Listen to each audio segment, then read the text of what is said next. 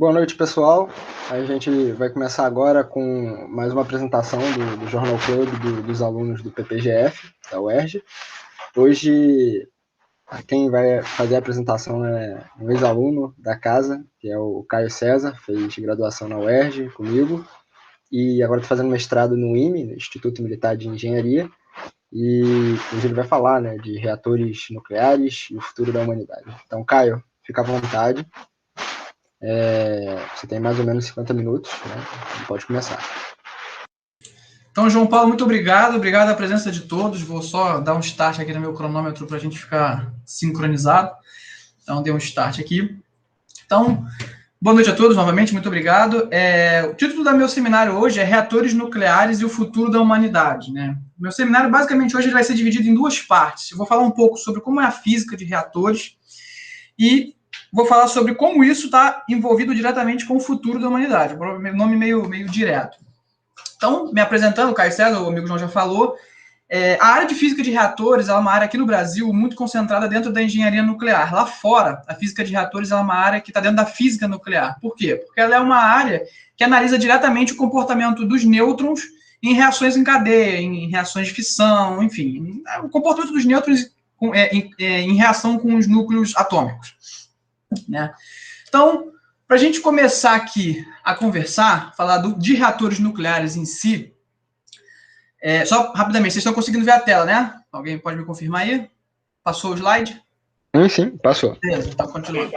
Então, quando a gente vai falar de reatores nucleares, reações nucleares, primeiramente a gente tem que escolher qual é o tipo de material que a gente vai usar, quais átomos a gente vai usar. Então, esse gráfico aqui, né? Ele é um gráfico bem conhecido que ele mostra a energia média de ligação dos nucleões. Então, você vê que para núcleos relativamente leves, esses núcleos favorecem, eles tendem, né, para fusão, ou seja, você consegue liberar, eles encontram mais estabilidade através da fusão. Já para núcleos muito pesados, quando você passa aqui desse topo, né, você começa a ver que esses núcleos começam a buscar estabilidade a partir da fissão. Então, eles buscam por reduzir o seu número atômico no geral. Então, a partir disso, se a gente vai buscar fazer um reator, a gente pode buscar fazer um reator de fusão ou um reator de fissão. Como a gente está lidando com tecnologias que já estão relativamente estabelecidas, a gente atualmente está de tecnologias que estão amplamente difundidas pelo mundo, eu vou focar esse seminário nos reatores de fissão. Reatores de fusão é um papo porque ele demanda toda uma física diferente, fica para um próximo seminário se vocês desejarem. Mas nesse específico a gente vai falar de fissão. Então, já que a gente está falando de fissão, você pode basicamente fissionar um núcleo de duas formas distintas. Primeiro, você tem que atingir o nível para romper a ligação daquele núcleo. E como é que você faz isso? Ou você faz isso bombardeando com um fóton de alta energia, então você faz uma fotofissão, ou você faz isso através da formação de um núcleo composto, que é você pegando um nêutron e bombardeando esse núcleo com um nêutron.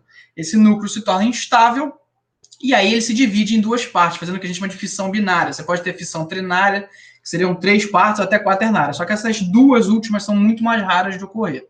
Então, a gente vai ficar só com a fusão binária. Então, você tem ali o rompimento do núcleo em duas partes e, junto com isso, você tem a liberação de outros nêutrons, normalmente 3 nêutrons, vamos botar assim, para um certo tipo de reação de fissão, que é o que a gente vai usar, que é do urânio 235. E, além disso, você tem a formação também de raios gama. Então, no processo de fissão, você libera uma grande quantidade de energia. E a ideia é você aproveitar essa energia para diversos fins. No caso aqui, o que eu vou focar principalmente é para a geração de energia elétrica, né? Então, quando você vai falar da física de reatores, você primeiro precisa mirar nos pontos em que você precisa estudar. Por exemplo, a primeira coisa é como é que essa interação de nêutrons vai ser dada com a matéria. Então, a primeira coisa que a gente utiliza são as seções de choque macroscópicas. A seção de choque, acho que é um conceito bem comum a todo mundo aqui que estudou física, né, que está relacionada justamente a microscópica, no caso, a probabilidade de uma colisão com um nêutron, e a macroscópica vai estar mais relacionada a uma certa área, como se fosse uma densidade de probabilidade ali de interações, resumidamente. Então, o que acontece? Quando a gente vai trabalhar com os núcleos, cada núcleo vai sofrer uma reação nuclear, pode ser através de fissão, pode ser absorção, enfim, dentre as possíveis reações, vai depender da energia incidente dos nêutrons, né? Então, a gente classifica aqui de uma forma simplificada 3 tipos de faixa para nêutrons, que são os nêutrons térmicos, que a gente diz que são nêutrons de bem baixa energia, nêutrons intermediários e nêutrons rápidos. Tanto os nêutrons térmicos como os nêutrons rápidos podem ser usados em reatores, mas normalmente os mais difundidos que a gente tem, inclusive Angra, a gente opera utilizando nêutrons térmicos, né? Então, a partir disso, a gente começa a estudar, então, esses materiais. A gente pode analisar aqui um gráfico mostrando a seção de choque aqui para o plutônio 239, urânio 235 e urânio 238.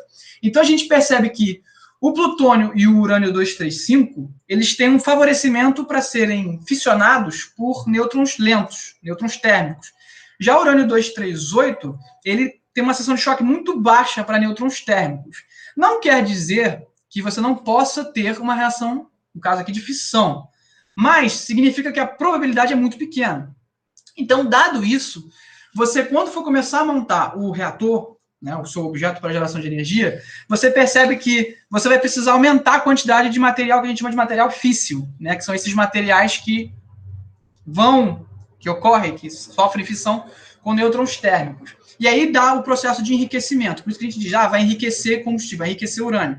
Naturalmente, o urânio ele tem, na forma de 238, tem 99,3%, se não me engano, de urânio 238, tem 0,7% de urânio 235, ainda tem uma porcentagem pequenininha de urânio 234, se não me engano. Alguém me corrija aí se depois se me lembrar. Então, você enriquece, ou seja, você aumenta a proporção de urânio 235 para que você possa fazer com que a fissão ocorra. Só que isso nem sempre é necessário, tá? Vou mostrar mais à frente por quê. Então, aqui só uma ideia de isótopos físseis que a gente tem, urânio 235, plutônio 239 e urânio 233. E aqui seria os materiais férteis. Que seria o quê? Materiais férteis são materiais que você não necessariamente fissiona, mas quando eles sofrem uma reação de absorção com o nêutron, eles sofrem decaimentos e te geram um material físsil. Então, isso também ajuda para um processo que se chama de bridging, ou seja, você faz um combustível nuclear ali começar a se multiplicar dentro do reator, ou seja, ele regenera, ele consegue regenerar, de certa forma, o próprio combustível. Né? Então, aqui eu citei duas. Em larga escala no mundo, a gente usa reatores que são à base de urânio 235, mas existem projetos para utilização e já foram testados, inclusive reatores à base de tório, que inclusive são os meus favoritos, e mais para frente a gente fala do porquê, eles são muito legais, os reatores à base de tório. Então, beleza. Dado que a gente já teve o entendimento dos materiais, como é que então funciona? Bom, a gente define um parâmetro chamado de fator de multiplicação. E esse fator de multiplicação, ele basicamente vai me dizer o estado em que esse reator vai operar. Então, quando eu tenho um fator de multiplicação acima de 1, ele é supercrítico. Isso quer dizer o quê? Que as reações de fissão, a população de nêutrons está começando a crescer vertiginosamente. Quando você tem um valor crítico, ou seja, o K igual a 1, significa que o número de nêutrons que você perde é proporcional ao número de nêutrons que você ganha. Então, você tem uma reação estável. E no sistema subcrítico é quando você começa a absorver mais nêutrons do que produzidos. Então, você vai começar, por exemplo, no caso de um reator, ele começaria a descer ali a sua potência, né? No caso de uma bomba, um explosivo nuclear, é desejável você ter um K maior que 1. Você não tem o objetivo de controlar essa reação. Para um caso de um reator nuclear, você sempre mantém, né, você busca manter esse K sempre no valor igual a 1, tá? Então, aqui é só um esquema de como é que seria, o que acontece com os nêutrons dentro do núcleo do reator, que esse é um dos objetivos da física de reatores, da cálculo neutrônico. Então, você pode calcular as diversas interações que podem acontecer. Você pode ter um nêutron que vai fugir, ele foge do reator, e não necessariamente foge para atacar, para fazer mal às pessoas que estão trabalhando, é só ele foge da sua área de interações. Você pode ter absorção parasítica, ou seja, os núcleos pesados, por exemplo, do urânio 238, ele absorve nêutron, então isso contribui para a sua população decrescer. E você pode também ter a própria fissão que vai te gerar mais nêutrons. Então, essa imagem aqui é só um esquema de como é que seria, né, essas reações ocorrendo dentro do reator.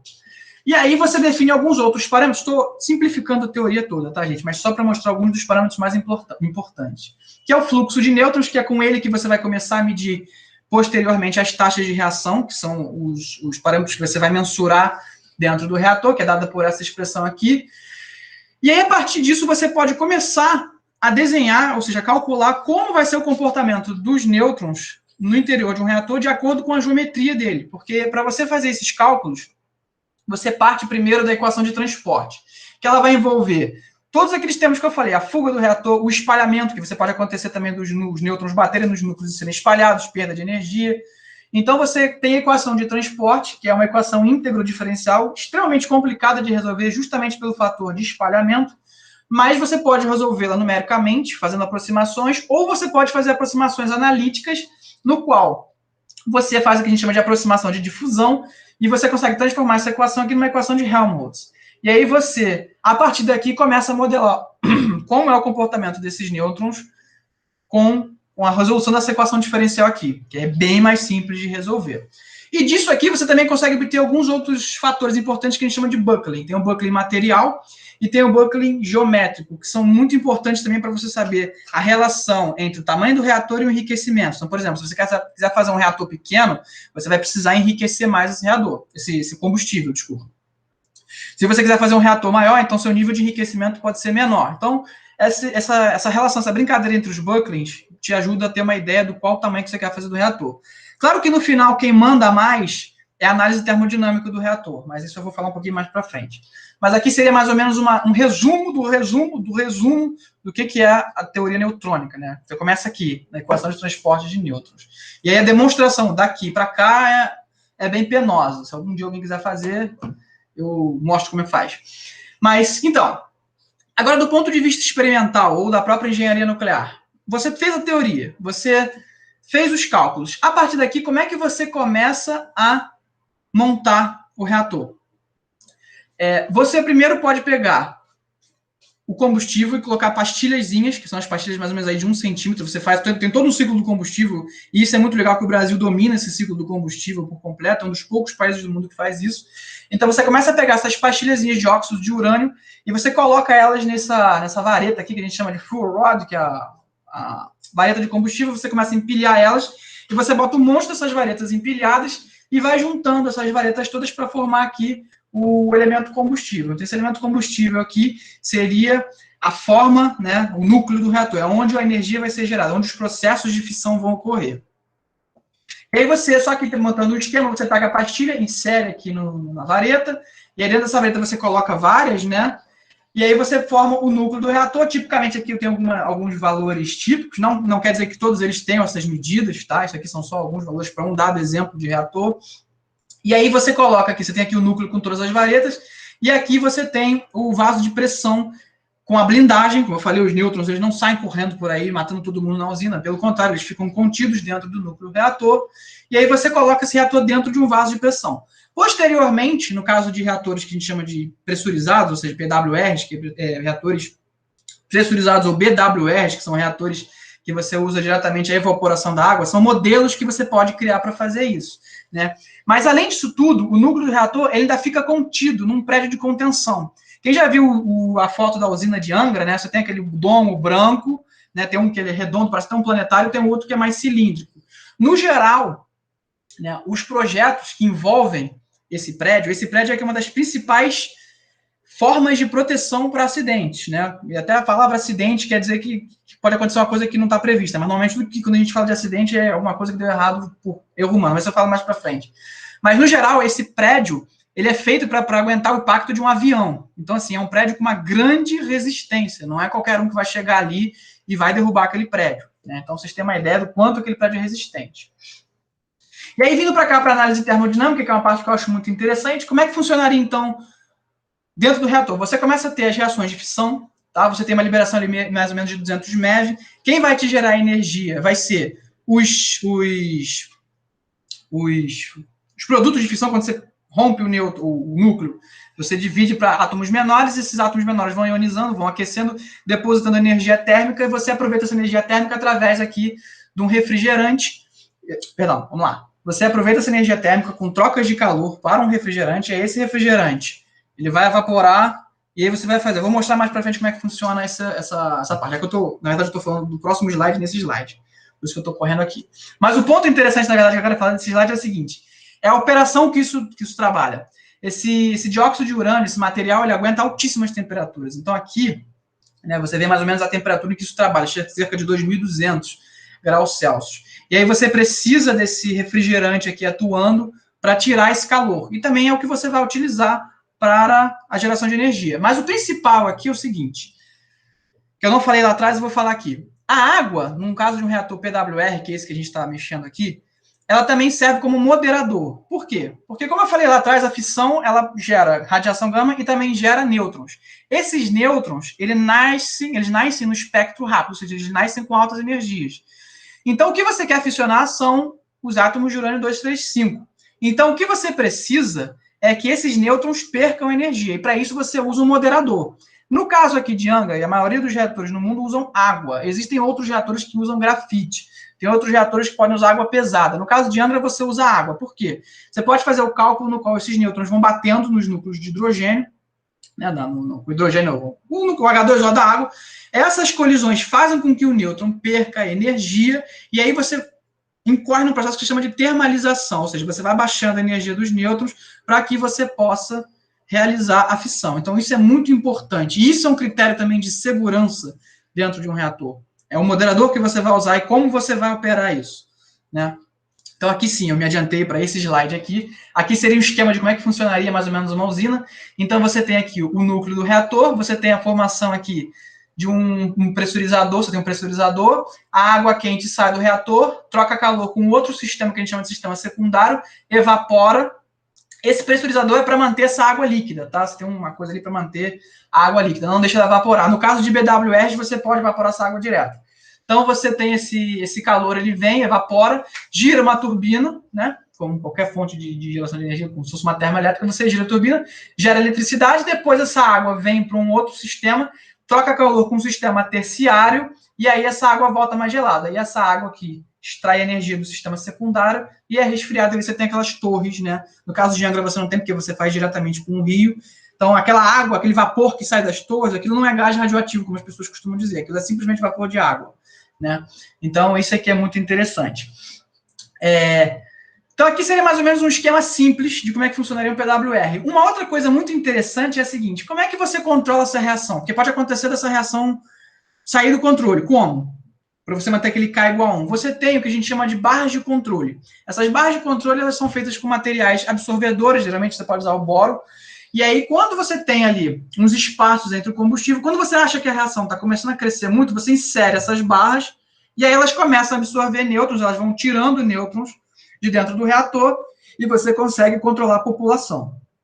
E aí, uma coisa interessante é a seguinte: alguns projetos desses reatores, essas barras, elas ficam suspensas por mecanismos eletromagnéticos. Então, se acontece qualquer coisa errada no reator, um sensor que detecte algo errado, ele corta a energia elétrica. E aí, essa barra cai sozinha. Então, ela não necessariamente precisa de uma pessoa estar ali e ter o estalo de dizer: ih, deu problema, vou apertar um botão. Não precisa. Essa barra já sozinha, ela cai, e aí imediatamente você cessa a reação. O que te sobra é simplesmente resfriar o reator para que você cuide dos processos de decaimento que ainda vão continuar acontecendo. A fissão para. Você para a reação nuclear. Mas os decaimentos ainda vão continuar ocorrendo. E esses decaimentos produzem calor. Então, por isso que é importante você continuar refrigerando o reator após um certo tempo, né? E aí você pode fazer isso de diversas formas possíveis. Você pode manter um sistema hidráulico ali, bombeando para dentro do reator a água. Isso é importante também ser dito, que essas águas que estão aqui, elas não entram em contato, então não tem contaminação de água radioativa saindo para o meio ambiente. O pessoal fala lá de Angra, que é aquela água azulzinha, já ouviu muito falar, aquela água azulzinha é bonita perto de Angra. Você não tem água radioativa sendo jogada para ali, os sistemas não conversam, e aí você tem justamente as partes que são radioativas, vamos botar assim, todas contidas dentro aqui do prédio, né, de contenção. Então, qualquer coisa que aconteça aqui dentro, isso aqui é projetado até com pressão negativa, ou seja, a ideia é que tudo entre e não saia. Então, qualquer coisa que aconteça aqui dentro vai ficar aqui dentro. É parecido com aquele ditado popular: o que acontece em Vegas, fica em Vegas. Então, o que acontece dentro do vaso do reator, do prédio de contenção, fica dentro do prédio de contenção. Então, vamos lá. Deixa eu beber uma água, gente, que eu tô correndo por causa do tempo.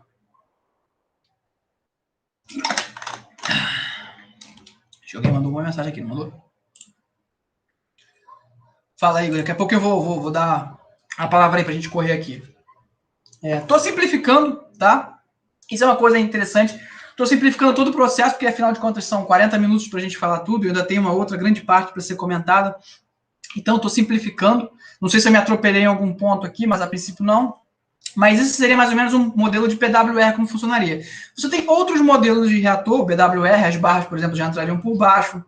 Você tem reatores rápidos, que aí trabalharia com aquele espectro que eu falei lá atrás dos nêutrons rápidos. Aí você não tem um moderador, ou seja, você não pode permitir que os nêutrons percam velocidade, né? Aí você poderia trabalhar com reatores a sal fundido, por exemplo, reatores eles chamam de HTR, que é reator de Gas Cooled High Temperature Reactor. Então, assim, são outros tipos de reatores. E uma coisa que eu acho interessante, por exemplo, que eu estava falando lá atrás, são as novas tecnologias. Essa tecnologia aqui ela é relativamente antiga, tá? Isso não são reatores muito modernos, não. São reatores relativamente antigos.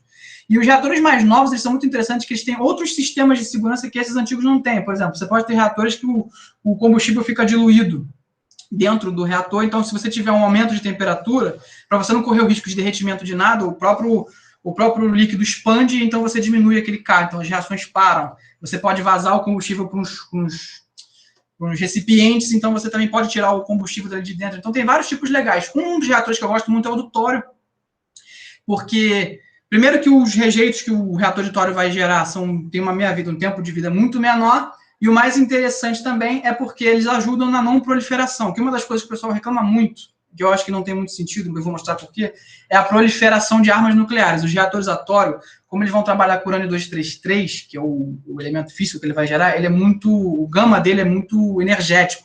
Então, para trabalhar com material muito energético, radioativo, com alta radiotoxicidade, é mais perigoso para quem quer fazer bomba. Mas para quem quer cuidar simplesmente de um reator, isso não é problemático, né? Você tem todo um sistema de proteção. Então, correndo contra o tempo aqui, deixa eu passar aqui mais um slide, eu entro numa discussão muito interessante, que o meu objetivo não é criar um fla-flu em cima disso, afinal de contas, todas as discussões que geralmente envolvem política viram fla-flu, meu objetivo não é criar um fla-flu, meu objetivo é simplesmente trazer um pouco de reflexão crítica sobre como a gente lida com as formas energéticas, como a gente lida com a ciência no geral, e isso está relacionado às discussões atuais, que é a produção energética e as mudanças climáticas. O que motiva essa parte do seminário? É justamente o Acordo de Paris, feito ali, escrito em 2015, em que as Nações Unidas buscaram, né, rever o seu modo de operação, o seu modo de desenvolvimento e buscar coisas que fossem sustentáveis, né, a fim de reduzir o impacto das mudanças climáticas também. E dentro disso você principalmente focar nas reduções de carbono, nas reduções de CO2 para a atmosfera. Então, uma coisa que é muito difundida, não aqui no Brasil eu não vejo muito isso não, mas lá fora eu vejo bastante, mas eu acredito que em breve chegue aqui também, que são os movimentos verdes que buscam alternativas sustentáveis de desenvolvimento. Eu particularmente acho ok, eu acho que deve ser feito mesmo, acho que o nosso modo de vida ele tem que se adaptar, visto que a população cresce cada vez mais, então a gente tem que ter um meio de não prejudicar tanto o planeta. Só que o que eu quero pontuar aqui é quais são as soluções que são apontadas.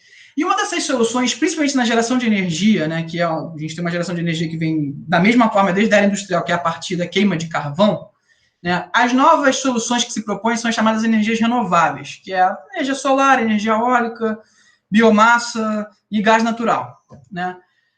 E aí quando você pergunta assim, bom, nessa nova transição, a energia nuclear tem espaço? Normalmente o que você encontra é isso, né? Não, nuclear faz mal, vai matar todo mundo, nunca mais, nada de bomba e coisas desse gênero. E aí a pergunta, né, a reflexão que eu gosto de fazer é a seguinte, mas tais discursos estão de acordo com o que os fatos científicos demonstram? Bom, e aqui é que eu quero analisar e vocês, ao final do seminário, concluam. Muitas das referências que eu vou usar aqui, elas também foram adquiridas através de uma palestra no TED de um ambientalista chamado Michael Schellenberger. Eu gosto muito dele, depois quem quiser eu dou o nome da palestra, em que ele também faz essa mesma análise. E ele é muito interessante porque ele, no início de carreira, ele é um ambientalista bem famoso, e tem vários projetos aí, mundo afora, e ele, no início, ele fazia grande campanha contra a energia nuclear. E depois ele começou, a partir dos fatos que eu vou mostrar, ele começou a mudar, e hoje em dia ele faz muita campanha a favor da energia nuclear. Por quê? Porque a gente está justamente buscando o que é falado aqui, que são o desenvolvimento, que é o desenvolvimento sustentável, né? E a primeira coisa que a gente lida é, desenvolvimento sustentável. Então a gente tem que falar o quê? De atacar o planeta o menos possível. E como é que a gente ataca o planeta o menos possível? Buscando, na nossa cadeia produtiva, usar o mínimo de recursos. E aí a gente pergunta, comparando as formas de energia que a gente tem, quais são os recursos que cada uma usa?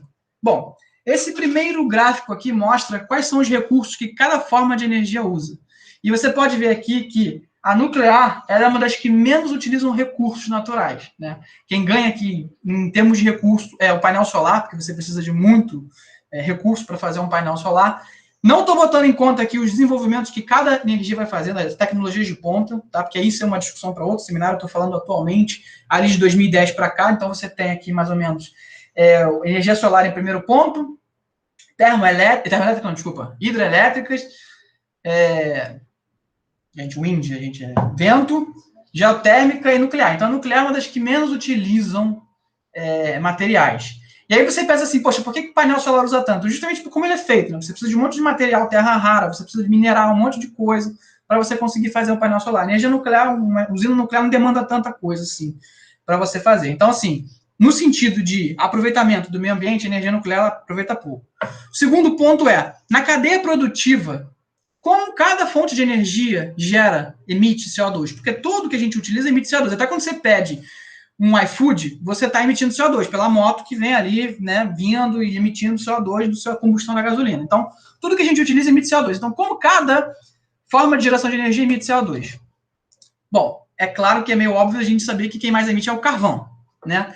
Mas na cadeia produtiva, você vem do carvão, você vem para a biomassa, gás natural, e em seguida você continua com a biomassa, porque a ideia da biomassa, que dizem que é verde, mas eu não entendo, porque você pode usar biomassa, por exemplo, destruindo floresta e queimando a floresta, isso para mim não faz o menor sentido. Você pode usar de outras formas, mas o que se vê em larga escala, principalmente nos Estados Unidos, é isso, usar as árvores, então não faz o menor sentido para mim. Então você vê que o painel solar, ele tem uma grande quantidade de carbono, né, emissão de CO2 associado a ele, e você vê que a nuclear, junto com a energia eólica, são os que menos emitem CO2 no seu ciclo de produção, na sua cadeia produtiva. Então, assim, se a gente está falando de reduzir mudança climática e reduzir CO2, não faz sentido nenhum você dizer que não quer usar nuclear. Por quê? Porque a nuclear ela vai emitir no momento em que ela está sendo construída, mineração, etc.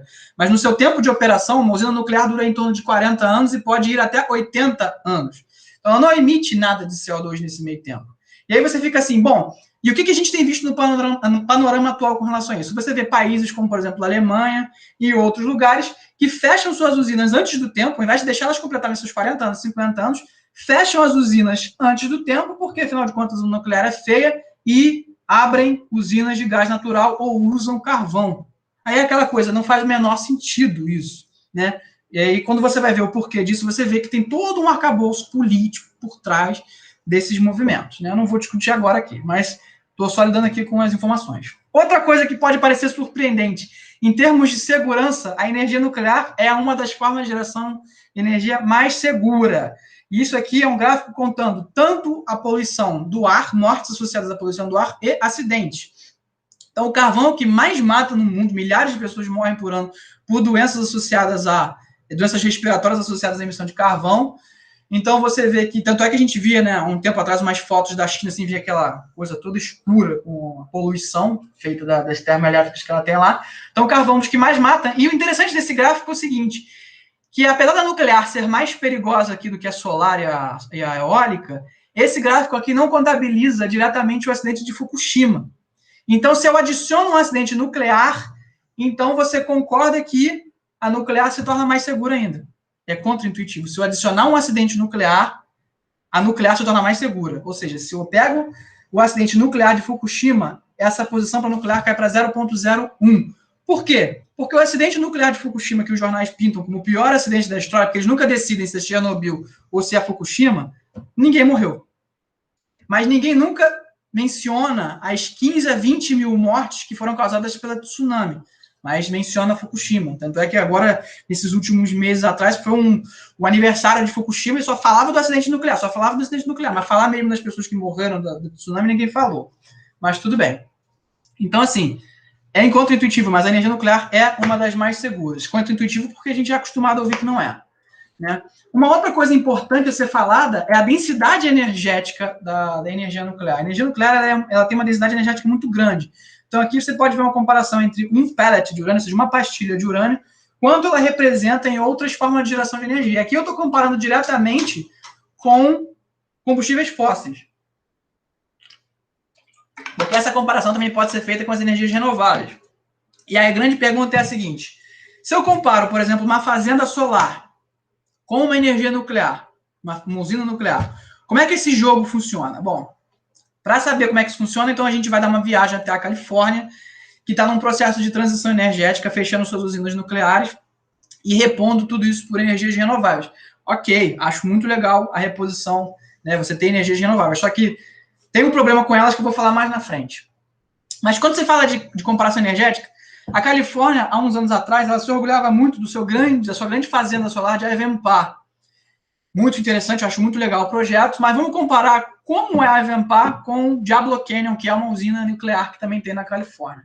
E aqui eu tenho alguns dados. Primeiramente na imagem, né? A imagem já é impactante. Mas a usina solar de Ivanpah, ela necessita de 14 quilômetros quadrados para gerar 392 megawatts. Sendo que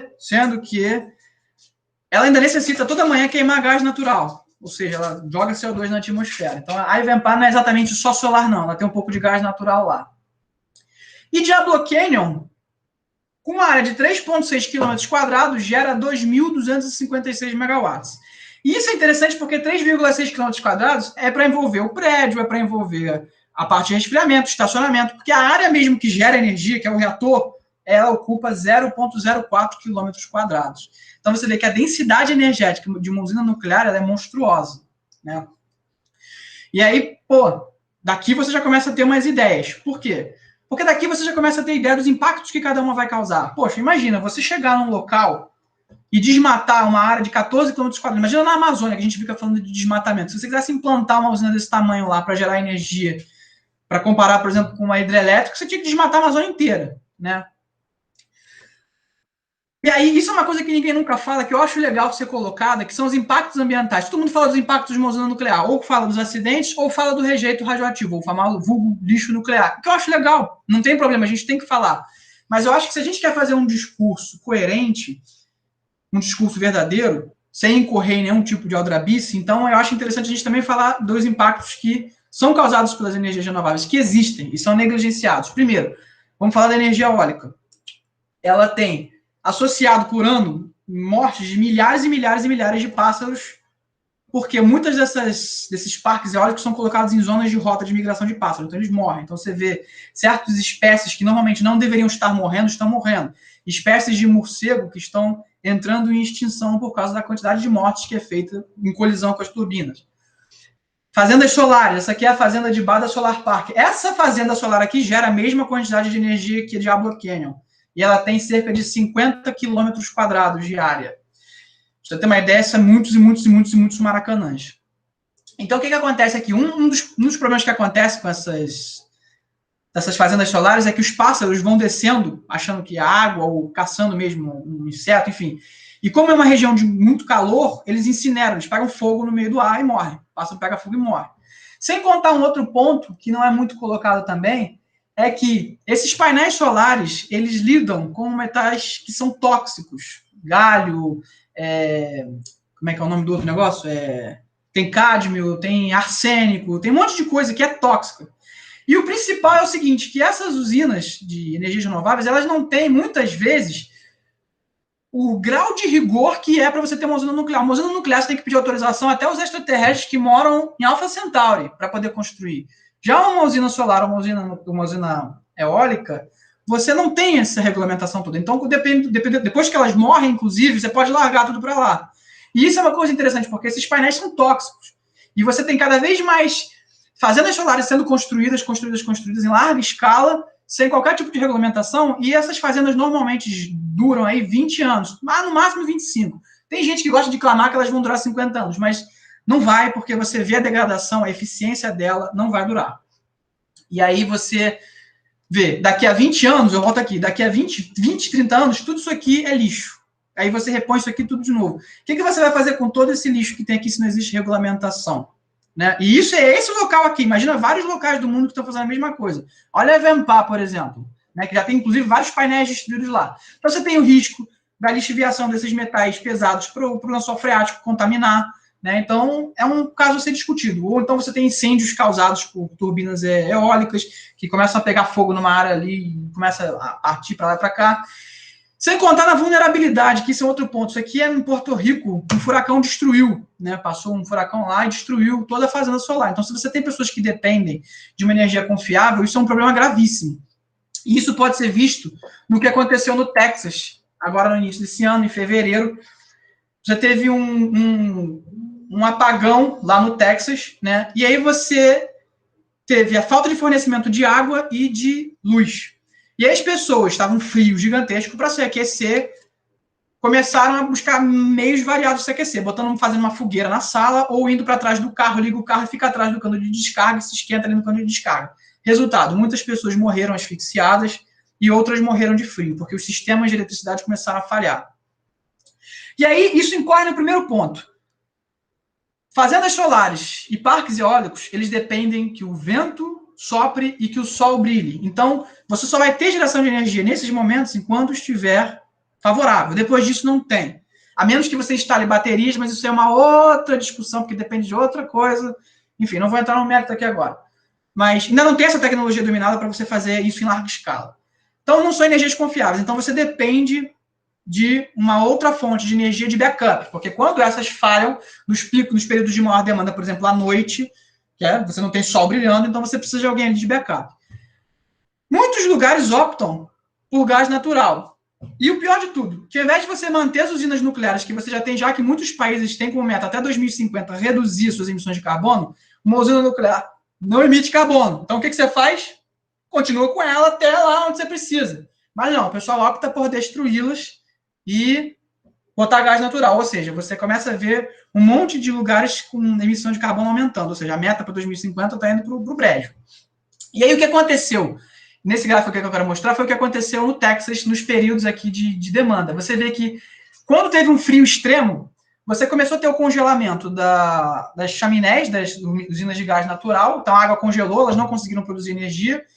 Você teve aqui os painéis solares congelando, você teve turbina eólica congelando, e você teve também usina nuclear dando pau. Então, por exemplo, vou falar das usinas principalmente. Você tem 4 usinas funcionando lá no Texas.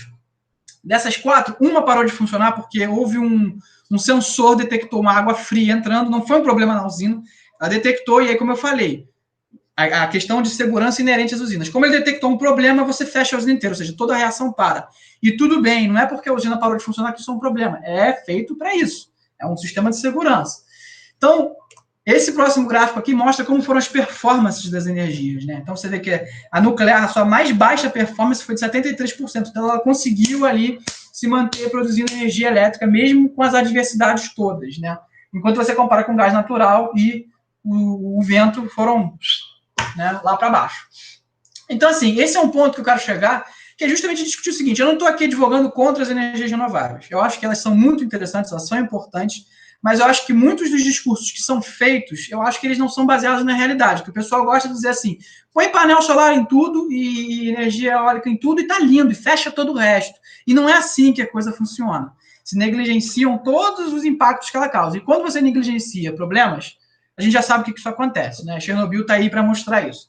Então, assim, essa é uma das principais coisas que eu quero trazer na discussão entre energias renováveis e a nuclear. Que eu acho que a nuclear ela tem um ponto muito importante para contribuir com a humanidade, né? E ela está muito mal vista. E aqui eu venho tratar de algumas das acusações mais conhecidas, que é: usina nuclear serve para construir bomba, ou é igual a bomba, explode igual a bomba. Não, usina nuclear não explode igual a bomba. Por quê? Porque a tecnologia que envolve uma usina nuclear e a tecnologia que envolve um explosivo nuclear, uma bomba nuclear, são completamente diferentes. E como eu tinha mostrado no meu seminário anterior de explosivos, não é qualquer pessoa que vai pegar 1 quilo de urânio e vai transformar numa bomba. Como, por exemplo, tem vídeos no YouTube do pessoal falando como enriquecer o urânio. Bota o urânio num balde e gira o balde. Não tem, isso não acontece na vida real.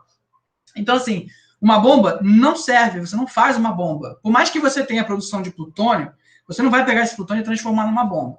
E o pessoal gosta muito de usar esse coisa, vai usar as usinas para fazer bomba. Não. Inclusive, tem projetos de reatores mais modernos que eles trabalham justamente queimando plutônio e urânio 238. Então, se você quer diminuir o arsenal nuclear, é ideal que você construa usinas mais modernas para queimar esse rejeito radioativo que está aí, né? Um outro ponto, o lixo nuclear vai matar todo mundo. Primeiramente, na história, eu procurei, vocês podem depois, se alguém quiser achar, me mandar, me manda, mas eu procurei. Eu não achei ninguém na história que morreu por causa de rejeito radioativo. Não achei. Então, a primeira coisa é entender o que são os rejeitos radioativos. Esse é o principal ponto deles. É que a toxicidade dos rejeitos radioativos, ela cai com o tempo. Diferente lá dos painéis solares, que quando não tiver mais utilização, aquilo for jogado em qualquer aterro sanitário, aquele material tóxico vai estar ali o resto da vida porque é um elemento estável. A radiotoxicidade de um rejeito radioativo, ela cai com o tempo. Então, aqui de cara, você já olha comparando com uma tonelada de urânio natural, que a atividade de alguns dos elementos radioativos presentes no combustível irradiado é bem mais baixo do que está no urânio natural. Então, você tem de maior problema aqui é o césio, estrôncio e americium.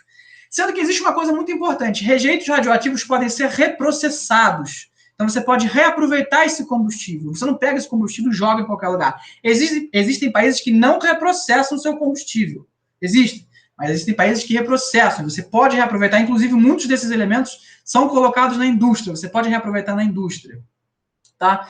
E outro ponto importante é que todo rejeito que a gente vê, falando de rejeito, fala assim, olha a quantidade de rejeito que tem. Nem todo rejeito só é produzido pelas usinas. Tem rejeitos que são produzidos pela atividade industrial, pela medicina nuclear, por exemplo, para tratamento de câncer, etc.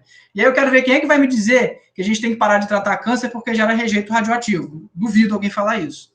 Mas, enfim, aqui nessa imagem eu trouxe um depósito de rejeitos lá de Zillweg, na Suíça, que ele é de rejeitos... Essa foto é polêmica, porque essa foto foi colocada porque ela trata, que é o que ninguém falou, porque tornou ela polêmica, que é de rejeitos de alta atividade, porque o pessoal gosta dessa foto e dizer mentira, porque todos os rejeitos da Suíça cabem numa estação de trem enorme, tá? Mas eu estou falando de rejeitos de alta atividade, que eu vou dizer assim, que são os perigosos. Então, nos seus 40 anos de operação na Suíça, todos os rejeitos estão armazenados aqui. E esse é um grande ponto que não é falado. As usinas não geram tanto rejeito assim, elas não geram essa quantidade toda de rejeito que se fala. Né? E isso eu estou falando de usinas da década de 80. Se a gente falar de usinas mais modernas, reatores mais modernos que eu não citei aqui, é outra tecnologia, outra coisa que minimiza ainda isso aqui mais ainda. E mais importante, eu botei essa imagem aqui para desmistificar a ideia de que lixo radioativo é um balde verde, uma gosma verde. Não é isso aqui. Isso aqui é o lixo radioativo. É a pastilhazinha de urânio que sai do reator. Né? Outro ponto legal, a usina vai explodir igual Chernobyl. Esse é um dos meus favoritos, porque esse eu ouço até pessoas com formação científica, engenheiro elétrico, físicos, dizendo isso aqui. E eu adoro essa aqui, porque essa aqui é uma das mais interessantes, que é impossível isso acontecer. E por que é impossível? Porque a física dos reatores feitos hoje em dia não é igual a de Chernobyl. Então você não pode esperar que isso aconteça. Mesmo que eu disser que um carro e uma moto parada no sinal, já que a moto parada no sinal, ela cai, se não tiver nada segurando ela, então o carro também vai cair. Não faz sentido comparar. E aqui eu vou dar uma explicação rápida. Por que Chernobyl não acontece? Primeiro, Chernobyl é um modelo de reator chamado RBMK. E simplificando tudo, dentro lá da teoria da neutrônica e tudo mais, existe uma coisa chamada de coeficiente de Void, que é o seguinte, conforme você tem produção de vapor dentro do reator, você vai formando vazios e isso pode aumentar a potência ou diminuir dentro do reator, produção de energia. Então, o que acontece? Os reatores que são feitos hoje em dia, eles trabalham com coeficiente de Void negativo.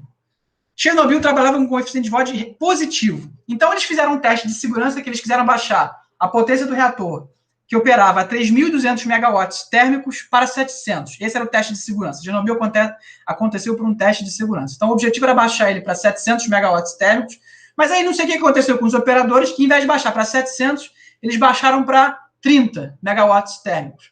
E aí isso começou a acontecer que o fluxo de nêutrons baixou e você começou a ter a presença de xenônio, que é um veneno, porque ele começa a absorver muitos nêutrons. Então, você começa o que a gente chama de envenenar um reator. E aí, o que eles fizeram? Bom, tentaram subir de novo a potência, mas só conseguiram chegar até 200 megawatts térmicos.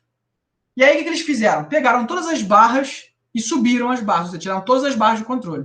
Isso fez com que as reações começassem a aumentar vertiginosamente.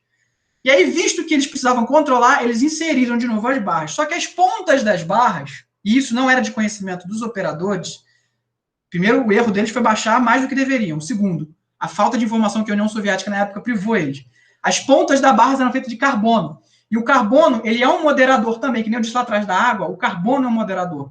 Então, quando as barras entraram, a ponta delas, que deveriam ser, para parar a reação, aumentaram. Isso começou a fazer com que a água evaporasse, e como eu falei, o coeficiente de Void era positivo, ou seja, quanto mais vapor, mais espaço vazio tiver dentro do reator, mais a potência aumenta.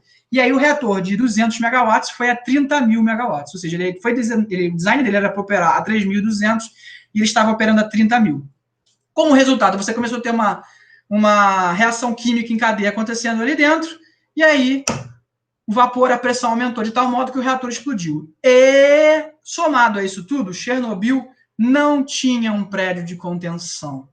Não tinha, era um prédio normal, que nem eu pegar um reator RBMK e botar aí no prédio de qualquer um de vocês. Se ele explodir, ele leva o prédio inteiro. Ele rompeu com o teto, explodiu e espalhou material nuclear. Então, assim, Chernobyl acontecer de novo? Não acontece. Por quê? Primeiro, os reatores hoje em dia têm prédio de contenção. Segundo, não trabalham com coeficiente de Void positivo, trabalham com coeficiente de Void negativo, ou seja, se você tiver a formação de vapor, que nem aconteceu em Chernobyl, a reação cai, porque eles são moderados à água, se não tem mais água para moderar, a reação cai. Então, é uma física operando de forma diferente no reator. Então, Chernobyl não pode acontecer de novo, não tem como acontecer.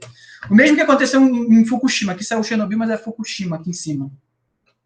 Fukushima também foi um erro de design de projeto, que o pessoal, é um reator da década de 80, se não me engano, e sabia-se que aquele reator, colocado na costa, dentro de uma zona de atividade sísmica, deveria ter um certo nível de proteção para tsunamis.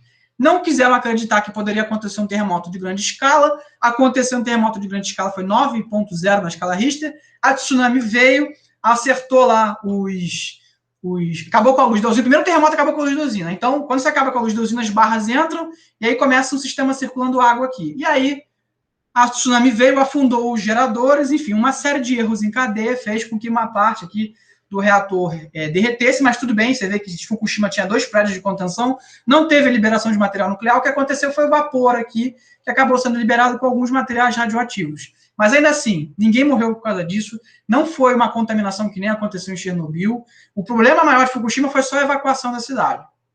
Né? Então, assim, esse é um dos pontos que tem que ser colocados aqui. E a própria água que reclamam que está resfriando o reator é uma água com trítio.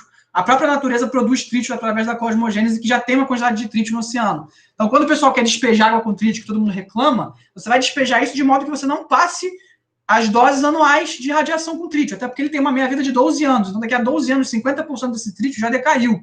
Né? E no corpo humano ele tem 10 dias de meia-vida. Então, e ele é um beta-emissor, a energia do trítio é pequena, então assim, não é um material tão perigoso assim, se você fizer de forma controlada, que é o que está sendo feito. Né? Então, por fim, eu vou deixar aqui a minha reflexão final, que o meu objetivo aqui é só mostrar que, dadas as tecnologias que nós temos disponíveis, acho que a gente tem que usar todas e não transformar isso num fla-flu. A única coisa que eu quis fazer aqui é trazer a realidade sobre também as energias renováveis, que por mais que eu também seja a favor delas, não sou a favor de discursos que ficam jogando pedra nos outros, eu acho que tudo tem que ser conversado, tudo tem que ser analisado, e eu acho que certos momentos você necessita de um tipo de energia, certos momentos você usa outra, e eu acho que a ideia é a gente planejar tudo de maneira embasada cientificamente. Né? Isso eu acho que é um ponto interessante. E aí eu fiz esses sticks aqui para espalhar a mensagem, para mostrar, para desmistificar principalmente a energia nuclear, que é uma coisa muito mal vista, todo mundo acha que morrer, vai morrer e tudo mais, e não é assim. Eu tentei mostrar aqui rapidamente um pouco. Perdão. Sim, então, para finalizar aqui, eu vou deixar uma frase do Feynman, porque eu acho que toda vez que lida com tecnologia e política, eu lembro dessa frase do Feynman, que ele falou no desastre da Challenger, né, que o desastre da Challenger de 1984, se não me engano, foi justamente por causa de negligência da ciência em prol de opinião pública e de demanda política, e ignoraram-se os fatos científicos. Eu acho que a gente vive exatamente o mesmo momento, a ignorância dos fatos científicos em prol de política e discurso inflamado. E aqui eu estou tentando justamente mostrar um outro ponto. E aqui eu agradeço, e eu tenho uma página, tenho um perfil no Instagram chamado Radioativo, quem quiser me seguir lá, eu faço divulgação sobre várias coisas das ciências nucleares, não só de usinas e geração de energia, mas eu estou botando aos poucos lá outras coisas. Então, quem quiser seguir lá o Radioativo, fique à vontade, e obrigado. Valeu, Caio, valeu. Primeiramente, parabéns pela apresentação, achei bem maneira, ainda mais, né, nesse final aí reflexivo. Acho que bateu bem com o que a gente está vivendo hoje no Brasil, né? Acho que para o pessoal que não conhece, eu acho que o acidente da Challenger é aquele do foguete, né, Caio? Que o pessoal já reclamou que tinha um problema nas peças e o pessoal lá da construção dos foguetes deixou para lá e acabou gerando uma explosão. Os anéis de vedação, eles não suportavam ser lançados no frio, eles não tinham resiliência, então eles quiseram lançar no frio, mesmo assim, lança no frio. E aí quando lançaram, vazou, o combustível explodiu. Então, nesse período que a gente está, né, de negação de ciência, acho que essa reflexão foi bem interessante. Então, parabéns, né, agora pela reflexão do final do seminário. Então, vamos começar com as perguntas, né, que no meio das perguntas, no meio do seminário já teve uma pergunta do Fernando, então vamos começar por ele, né, e depois o pessoal que tiver mais pergunta vai falando depois. Pode até bom, gente, essa pergunta, Fernando. Fui falando rápido, ver se eu não me atropelei. Fernando, fala aí. Não, tudo bem. É que eu ia aproveitar o momento que você estava tomando uma aguinha, que eu ia fazer um comentário, porque assim, eu tive por diversas vezes dentro do prédio de contenção, entendeu? E essa questão da pressão do prédio de contenção é uma coisa muito esquisita quando você está dentro, viu? A sensação que causa no ouvido da gente é muito estranho, entendeu? Mas o que, mesmo a gente sendo da área e tudo, O que assusta um pouco mais é o barulho do seu dosímetro pessoal aumentando os bips na medida que você está mais perto do reator. Mas agora, cara, primeiro, parabéns pela sua apresentação. Foi uma apresentação fantástica, entendeu? Nostálgica para mim, porque me trouxe de volta a uma área que eu amei bastante, cara, entendeu? Realmente foi uma coisa que eu gostava de fazer. Fiquei muito triste por ter saído da área, entendeu? Não que eu não goste do que eu faça hoje, mas assim, quando eu parti eu sou formado em física médica, e quando eu saí da física médica e fui para engenharia nuclear, eu tinha um propósito, eu acreditava, eu era um idealista, entendeu? E apesar do comentário que eu fiz com você antes do pessoal chegar, você não precisa acreditar no que eu falei, não. Eu só estava dando uma dica do que eu sinto hoje, entendeu? Mas, Não, tranquilo, eu entendo. entendeu? Eu não quero que as pessoas sofram o que eu sofri, entendeu? Em relativo a essa questão. Cara, eu fiz uma série de anotações aqui relativas à sua apresentação, que estava impecável, entendeu? Na verdade, não eram nem perguntas, mas eu acho que eram observações que são difíceis de se colocar durante a apresentação e que a maioria do pessoal não sabe, né? Se você me permitir, só a termo de se completar. Claro. Você volta lá para Fukushima rapidamente, só o slide. Qual Não, você não, quer? não, não. O slide final que tem um prédio de contenção de Fukushima. Esse aqui. Isso, exatamente. Uma das coisas que eu que li toda a questão do acidente na época, eu estava em pleno no doutorado, no período e tudo. Uma das coisas que matou foi realmente o projeto, né? Como você falou ali, os geradores à base de óleo, eles foram alagados, né? E a questão que se deve disso daí, quando o projeto da usina começou, e isso foi o detalhe assim que é crucial, a terra daquela região era uma terra extremamente, vamos dizer, solta, falando a grosso modo. E o que foi que eles fizeram? Sabendo que a região tinha terremotos, eles retiraram cerca de 25 metros de terra, colocando a própria usina sobre o leito de rocha sólido.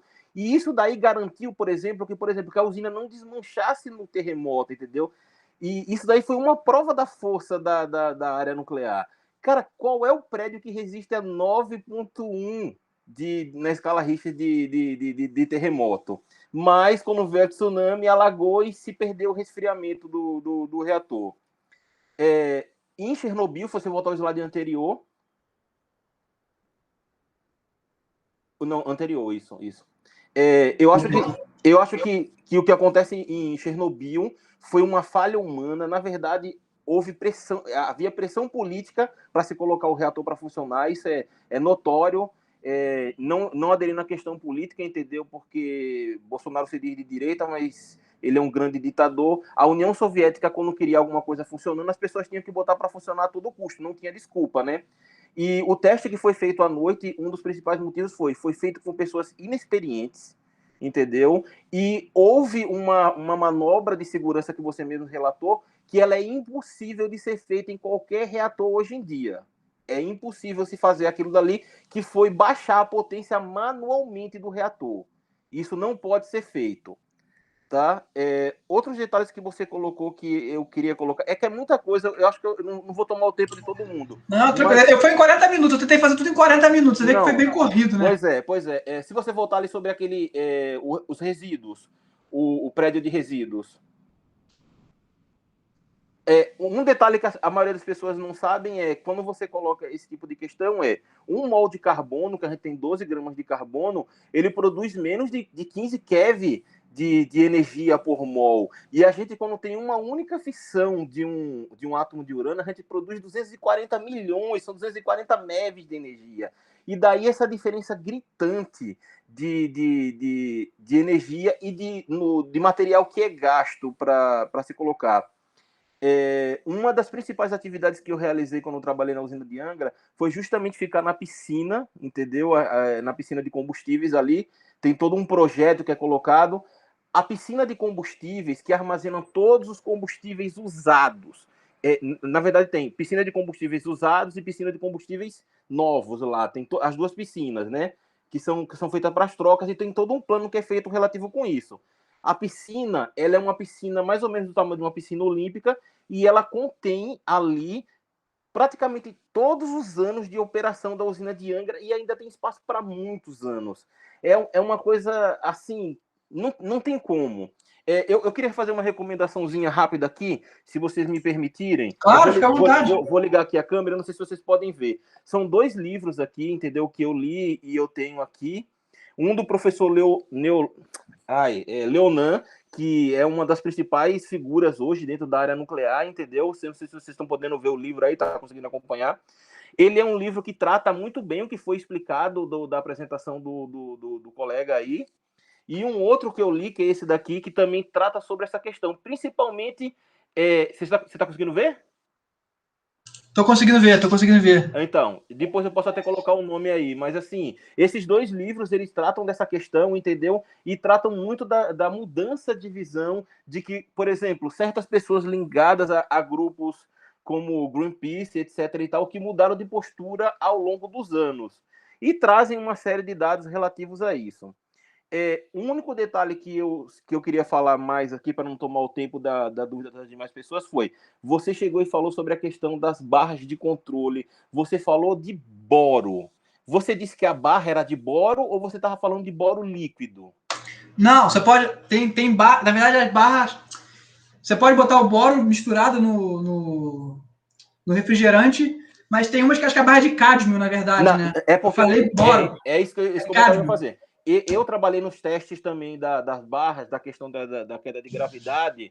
Eu me lembro que eu fui até responsável de fazer um programinha por isso quando eu estava lá em Angra. As barras que a gente tem, elas são barras de 3 faixas, para nêutrons térmicos, rápidos, né? E os super rápidos, né? E no caso, elas são de índio, de cádmio e de prata. Essas barras, elas são dessas... eu confundi. O boro geralmente você dilui, né? Exatamente. O boro é líquido, entendeu? Ele passa até para as barras vazias que tem. Ele pode ser colocado nisso daí e tudo. Mas, normalmente, a gente desce uma certa altura da barra ou retira a altura da barra.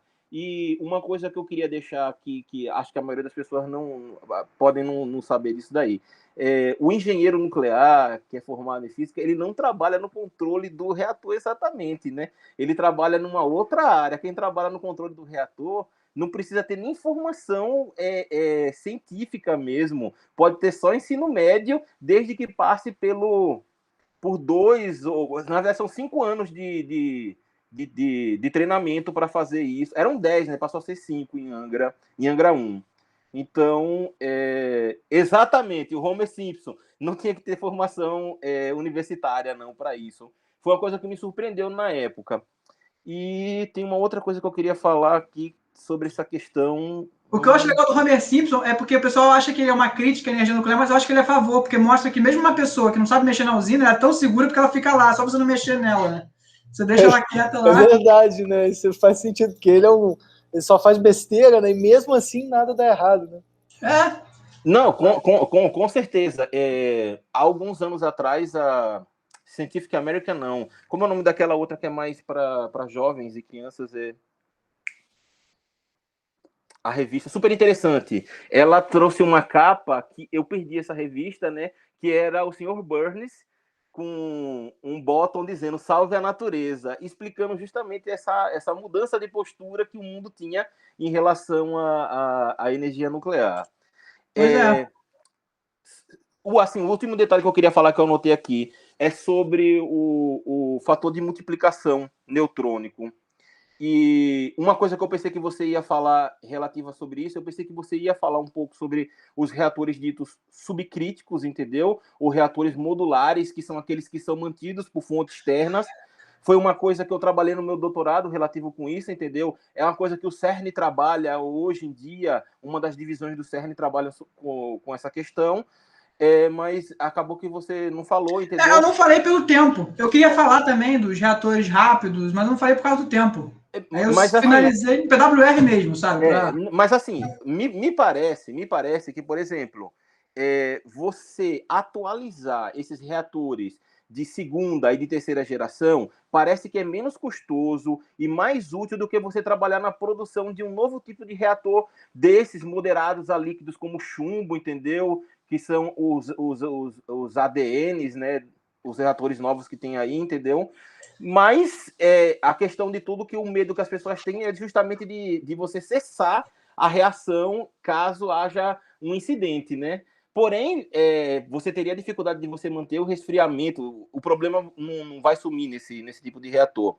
O reator de Angra, isso é uma coisa até que me surpreendeu, as pessoas costumam se enganar, ele é um reator supercrítico, né? Ele não é crítico exatamente, a criticalidade é atingido pela colocação ou retirada dos absorvedores de nêutrons que é colocado ali. E quando a gente estuda, a gente tem uma ideia de que acha que ele é subcrítico, ele é mantido subcrítico, mas se você retirar todos os absorvedores, ele começa a sair desse regime.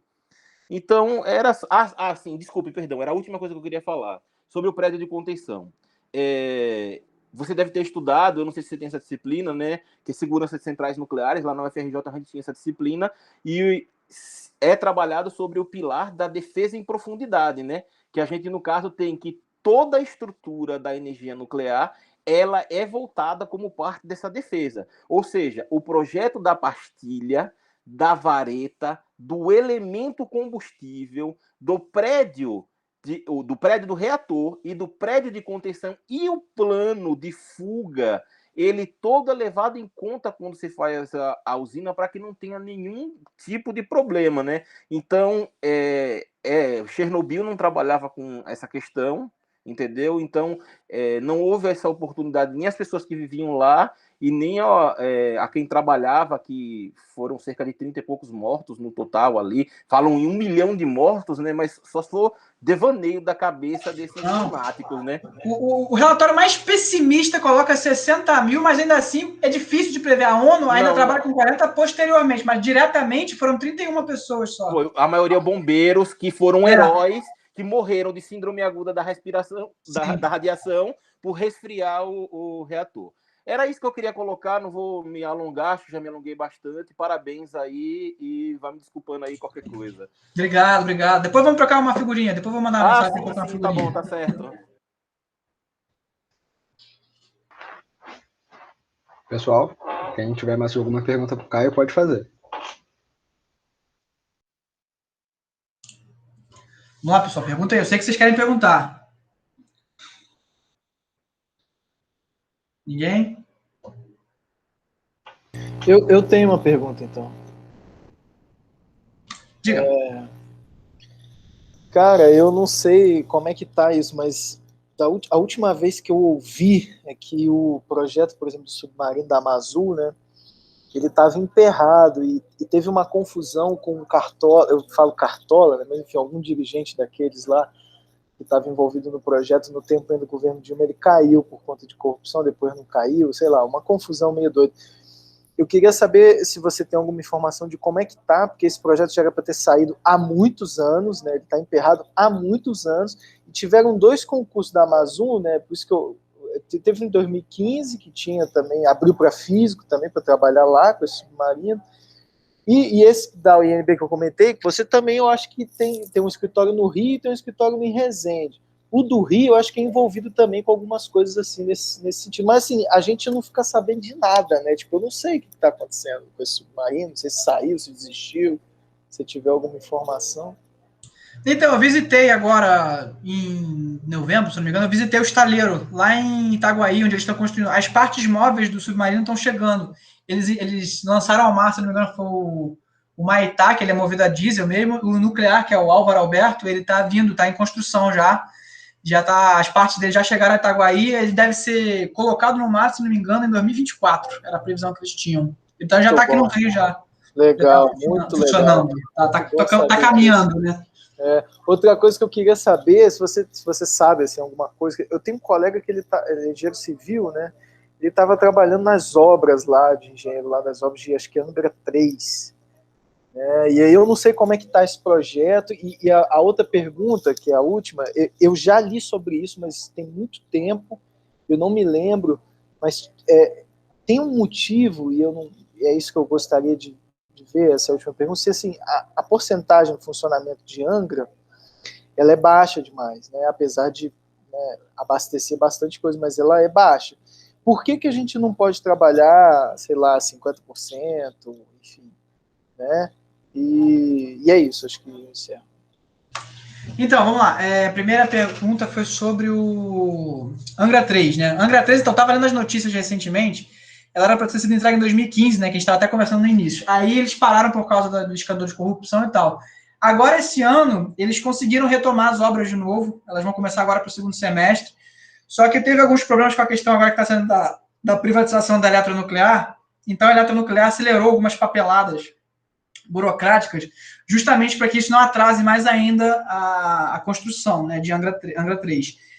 Pelo que eu tinha lido, ela ia ser, não tenho certeza não, mas para 2020 alguma coisa também. Não sei se era 2024, junto com o Álvaro Alberto Submarino, ou 2025, mas ela também estava para ser colocada agora aí. Então, as obras estão... A princípio, está tudo certo. As obras vão começar. Com relação a essa questão da operação de Angra, aí eu vou deixar para o... Como é que é o nome dele? Agora esqueci o... Fernando? Porque esse detalhe da operação de Angra eu não sei muito, porque eu tenho tido dificuldade, eu até pedi ao Fernando, eu tenho tido muita dificuldade de conseguir alguns relatórios relacionados ao funcionamento de Angra, né? E não tenho conseguido alguns relatórios, então não sei como é que está essa questão desse funcionamento específico aí. Fernando, se quiser, que trabalhou lá, puder falar.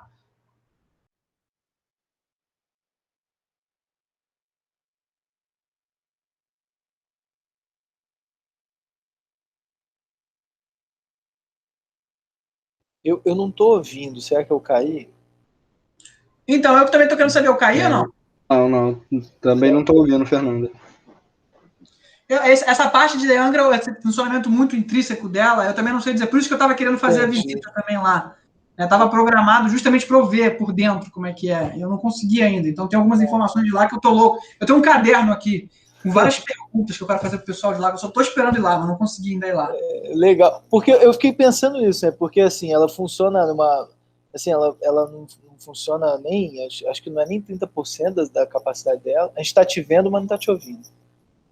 E ela abastece bastante coisa, mas assim, eu acredito que se ela funcionasse numa porcentagem maior, ela, sei lá, daria conta de Rio, São Paulo, talvez, eu não sei. Você está falando da capacidade dela na questão de geração de energia, né? Isso, exatamente. Achei que você estava falando mais da questão lá na operação interna dela. Então, eu tinha lido, mas aí é que o máximo, eu acho que a Angra opera no máximo dela, né?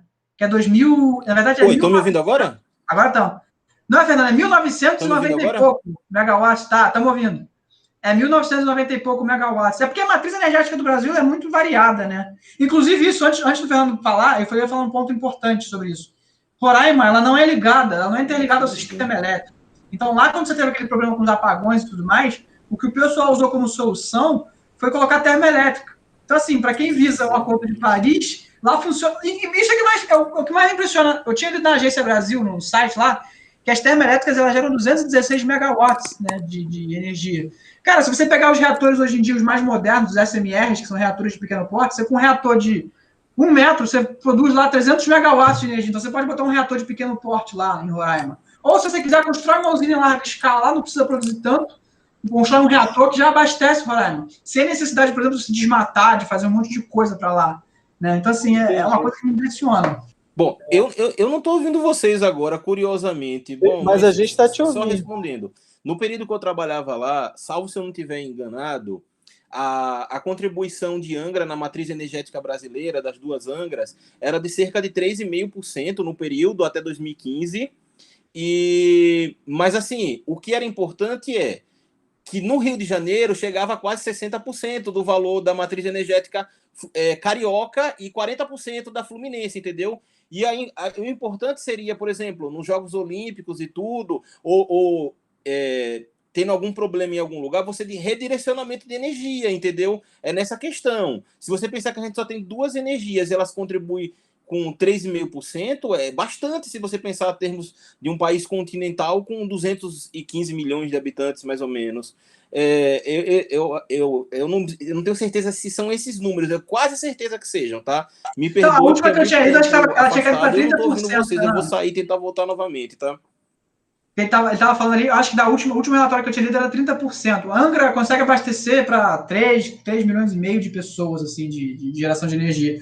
Aí também vai muito de como é proposto. E uma coisa, por exemplo, que eu acho muito engraçada, quando o pessoal vai falar de geração de energia, Por isso aí eu falo porque eu já envolvi muita discussão com o pessoal assim, ambientalista fora do Brasil. Isso é muito coisa fora do Brasil. Então, no YouTube ali você é ótimo para discutir com o pessoal em outros lugares, em fóruns, etc. Então, uma coisa que o pessoal às vezes cita muito é essa questão da diversificação da energia. Cara, eu acho que o principal é você saber colocar energia de forma inteligente. Né? Uma coisa que um discurso que eu ouço muito é: Cara, que inferno Austrália não, Costa Rica, não, acho que esse qual é o país, que funciona com só energia renovável, não precisa de nuclear. Aí você olha assim, beleza. Aí quando você vai olhar a energia renovável, a sorte do pessoal é que a hidrelétrica é considerada energia renovável. Uma hidrelétrica gera aí 11 mil megawatts. Então, se você for fazer a coisa só com eólica e solar, você tem hidrelétrica para dar um backup ali, ok, tudo bem. Mas aí, quando você não tem hidrelétrica, o que você faz? Quando você não está ventando, quando não está com sol. Entendi. Né? E aí, no caso, é como você distribui energia. No caso do Brasil, tinha um planejamento para se construir mais 6 usinas aqui no Brasil. Tinha uma que ia ser construída no Nordeste, inclusive o pessoal estava lá já começando lá os movimentos. Nada de usina nuclear aqui no Nordeste e tal, porque as pessoas sofrem com as usinas. Aí eu pergunto assim, sofre com o quê? Né? Pode ter sofrido lá em Chernobyl, beleza, Fukushima, mas tipo, coisas que se você constrói evitando esses problemas, né, eu não vejo problema. Inclusive, isso é uma coisa muito engraçada que a Alemanha fez. Quando teve Fukushima, a Agência Internacional recomendou que todo mundo que tem operação com usina nuclear revisse seus reatores e visse se tem falhas de segurança. A Alemanha olhou, acho que ela tinha 17 reatores, se não me engano, não lembro exatamente quando. Olhou todos, não achou falha nenhuma, inclusive falhas de terremoto, olhou tudo. Não achou nada. Aí o que ela fez? Fechou os reatores e substituiu por gás natural e carvão. E pior, começou a comprar energia da França, que vem de energia nuclear. 75%, 70% da França é energia nuclear. Ou seja, não quer energia nuclear, mas compra da França. É umas coisas assim que eu não entendo muito. Mas essa questão que você está falando para o Brasil, ela é muito interessante. Né? Como é que vai ser o futuro energético do Brasil? Como? E também Fukushima tem aquele... ele não o reator... Tem muito tempo, cara, que eu li sobre isso. Se eu falar besteira, me desculpa. Mas eu lembro que o reator, ele tinha um lance de água e tal, de resfriamento usando água, só que ele não era separadinho igual é o brasileiro. O negócio era imerso num... Ele tem um nome técnico, né, que vocês... Esse aqui, né, o sistema dele é aqui, ó, que nem essa planta que eu coloquei aqui, é tipo ele não era separadinho igual é o brasileiro, que a gente tem aqui, né? Aqui, o sistema dele é assim. Esse aqui é o grande questão também. Muitos desses reatores são construídos na década de 70 e 80. Exatamente. A gente chama de reatores de segunda geração. E eu não sei se você comentou, me desculpa, mas talvez você tenha comentado, que eles estavam para substituir também, eu não sei se substituir ou dar um upgrade nesse reator de Fukushima. Ele ia ser desligado em não sei quanto tempo. Ele ia ficar... né, ligado e tal, tinha uma data, assim, né, acho que inspirando. Os de Fukushima eles vão meio que aposentar mesmo. Isso, o que eles estão fazendo com a TEPCO, inclusive, depois se revelou corrupção envolvendo a TEPCO, né, isso aqui é meio do Japão. Exatamente. Então, assim, o negócio que estava para ser desligado, né, então, assim, é complicado a gente botar toda a culpa na energia nuclear, né, na geração de energia nuclear, de energia por esse mecanismo num reator que, era para estar aposentado. Pois já. Não, com certeza. E eu acho legal também o seguinte, porque mesmo que você pegue um reator desses antigos, se você fizer a análise de segurança deles e procurar tudo que está errado, você consegue prevenir. Angra fez isso, teve uma falha lá na tampa, que era por um problema que é muito remoto de acontecer, mas ele vai falar, é um problema. Então, se é um problema, por mais que seja irrisório de ocorrer, a gente tira esse problema. Diablo Canyon, por exemplo, a usina lá da Califórnia está perto de uma falha geológica, e ele tem um projeto lá para aguentar o terremoto. Entendeu? Então, tudo como é que a pessoa constrói. Chernobyl, o RBMK, nas palavras do Bill Gates, vou nem dizer que são minhas palavras para ninguém depois me acusar, mas nas palavras do Bill Gates, é um design patético. Eu, particularmente, acho bonito o design do RBMK, mas é um design, vamos dizer assim, no mínimo ultrapassado. Né? Você não usa aquilo, é que nem eu construir um carro em que eu tenho acelerador e freio, né? Aí eu construo o acelerador, ao invés de construir o freio, eu construo outro acelerador. Não vou parar o carro nunca, jamais. Né? Vou esperar a inércia e o atrito nos componentes da roda pararem o carro. Não funciona, né? E o legal disso tudo também, que eu, nesse período de estudo, é para ver como é que a energia nuclear está no imaginário das pessoas. Acidente nuclear, destruição nuclear, está no imaginário e é quase uma idiosincrasia. A pessoa precisa daquilo. Se você abrir o Google Play, bota lá, Nuclear Energy, você só vai ver aplicativo de destruição, fuja da usina em perigo, acidente, e não sei mais o que, e tá. Outro dia eu vi um brinquedo de criança, que era um negócio que era tipo uma barra assim que ficava rodando e as crianças tinham que pular. E o negócio da barra tinha escrito assim, Nuclear Meltdown. Aquela coisa assim, caraca, um brinquedo de criança fazendo analogia, apologia a acidente nuclear. Então, tipo assim, Chernobyl, existe um comércio turístico em Chernobyl, a pessoa vai lá e quer comprar uma blusa. Tudo bem que se eu fosse a Chernobyl, eu também compraria uma blusa. Mas, assim, pô, as pessoas gostam. Então, assim, eu não entendo. Tá no imaginário popular você chegar lá e falar de acidente, você parece que precisa daquilo, né? Falar que a energia nuclear é segura e que ninguém nunca morreu de jeito é broxante, ninguém quer saber, ninguém quer ouvir. Tipo, Realmente tem esse lado mais sinistro, né? A série Dark, imagina. A série Dark, será que é impossível acontecer? Acabou a série, né? É verdade. A própria série Chernobyl, né, que conta, foi um sucesso, ela conta o lado... A série Chernobyl, por incrível que pareça, eu ainda acho que ela tem uns pontos que eu achei interessantes, que ela mostra um pouco da realidade ali, política, né? A série voltada, tudo bem, tem o lance do reator e tal, mas é voltada para explicar que foi um caô político ali, uma treta, né, que não deveria ter acontecido. Sim. Muito boa apresentação, cara. Parabéns. Obrigado aí. Qualquer coisa eu estou disponível aí para contar. Caio, se não me engano, o Isaac tinha uma pergunta. Pode fazer, Isaac. Cadê, Isaac? Faz aí. Opa, tudo bom, Caio? Fala, Isaac, tudo bem? Tudo bem. Só um momento aqui. Vou fechar a janela. Deixa eu me ajeitar aqui na cadeira, que eu tô meio desconfortável. Fala. Oi. Eu não sei se você tocou nesse ponto na sua palestra, porque eu acabei chegando um pouco atrasado. Mas quando a gente ouve falar de possíveis impactos ambientais gerados por usinas nucleares, no caso, usam como exemplo a usina nuclear de Angra, né, que ela usa as águas do mar para aquecer as turbinas e ela é retornada para o mar aquecida. No caso, isso é algo... Existe algum estudo, existe alguma tentativa de se reverter esse impacto? Muito legal você ter tocado nesse assunto. Esse assunto é muito...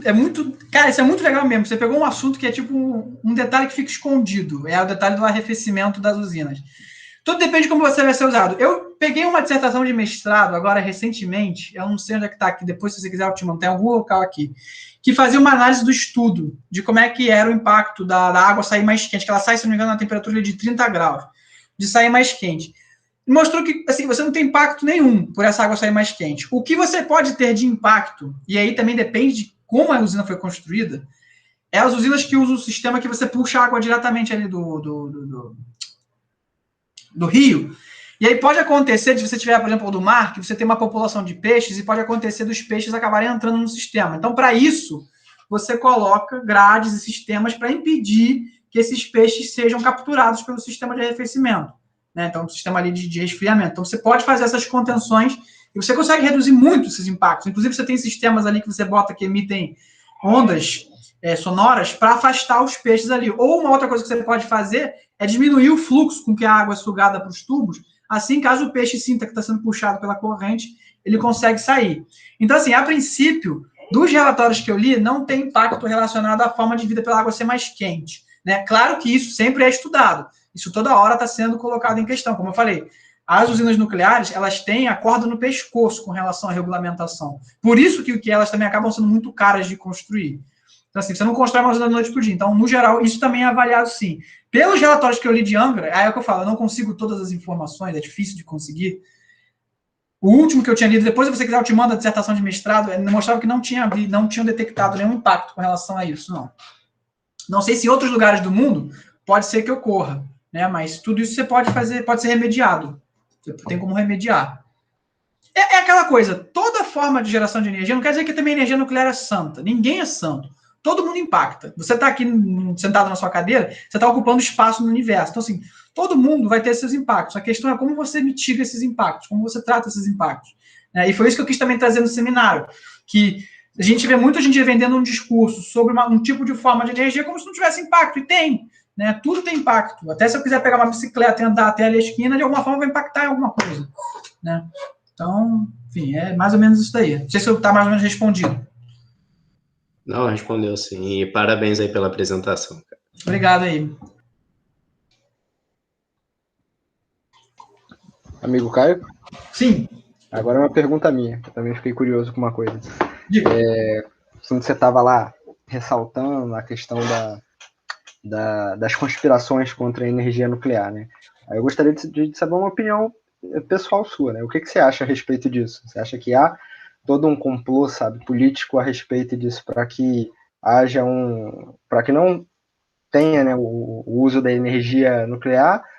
E se você acha que sim, o que você acha, né? O porquê que há esse complô? E rapidinho, Caio, só pegando um gancho aí no que o João perguntou, como que a ciência reage com relação a essas críticas e supostas falas motivacionais, né, para mudar esse cenário? Então, é legal vocês perguntarem isso, é muito bacana. Tem um documentário que saiu agora recentemente, se vocês quiserem assistir, tem lá no YouTube, chamado Planet of Humans, do Michael Moore.